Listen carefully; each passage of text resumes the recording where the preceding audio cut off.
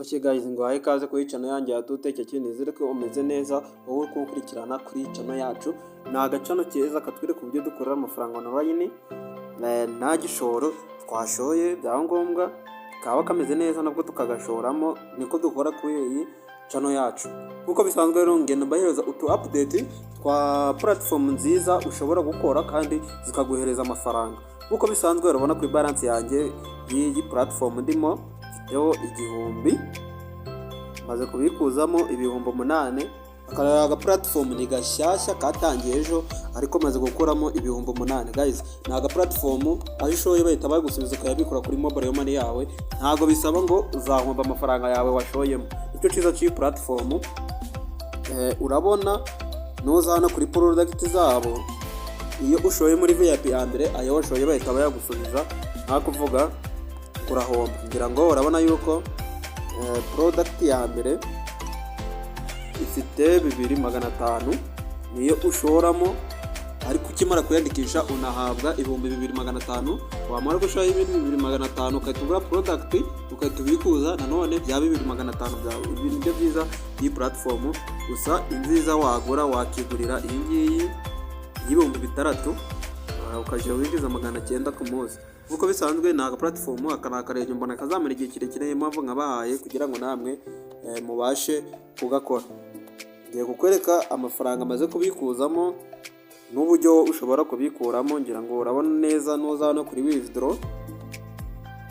Ahangaha ugiye kubikura, ngiye kukwereka amategeko n'amabwiriza y'ibi bintu. Noneho ugiye kuri transaction wakoze bituza ugakanda hano hejuru. Ahangaha ngira ngo urabona yuko amafaranga amaze kubikuzamo. Ejo nabikuyemo 3,000 none nongera bikuramo ibindi 3,000. Ngira ngo urabibona ko yabaye success akageraho kuri simukadi yanjye ya MTN. Ngiye kukwereka uburyo ushobora kubikuzamo 2,500 yawe bahita baguhereza. Ushobora kuza hano kuri konoza, ahangaha ukadingamo banke yawe. Aha hambere niyo ngiye kukwereka, iyo ukanze hano hambere uhabwa MTN. Aha kabiri ushyiramo amazina abaruye kuri iyo nimero ya MTN cyangwa se Airtel wahisemo, hanyuma muno gashyiramo za nimero urakirira amafaranga. Ngira ngo urabona yuko ahangaha urahita uhitamo MTN cyangwa Airtel bitewe na banki yawe ushaka. Noneho iyo umaze kuyishyiramo utuzuba kanda hano ngo kuri banki. Ngira ngo ukimara kwakanda ubona yuko ahita haza MTN ya nimero yawe, muno ugashyiramo amafaranga ushaka kubikuza. Gusa minimum ni 2,500 ugomba kubikuza. N'amavu nababwiye tumwakwigurira iriya ya 6 niyo wagaruza vuba.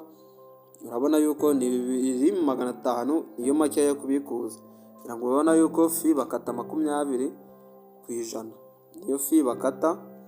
Ngira ngo urabibona neza, ayo niyo mategeko n'amabwiriza yayo. Nayo ngayo nta kindi kintu bisaba, ni ibyo ngibyo gusa. Noneho iyo ushaka gutumira uhituza hano hasi kuri team. Urabona yuko iyi ni team yanjye, iyi niyo commission umaze gukoreramo. Hanyuma uhituza ugakopiya iyi link nawe ukayisharinga inshuti yawe, yamara kwinjiramo ikahita ihabwa 2,500 igashora ibindi 2,500 niyo makeya. Hanyuma nawe ukahita yabikuza byihuse kuri mobile money yawe. Naka business nuko uburyo kari gukora guys. Iyi video igamije kukwereka uburyo ushobora kuguhata. Gusa niba ukeneye inyungu yo gukora online ugomba kwivanamo ibintu by'ubute ugakora, nibwo amafaranga ukorera menshi kuri iyi platform.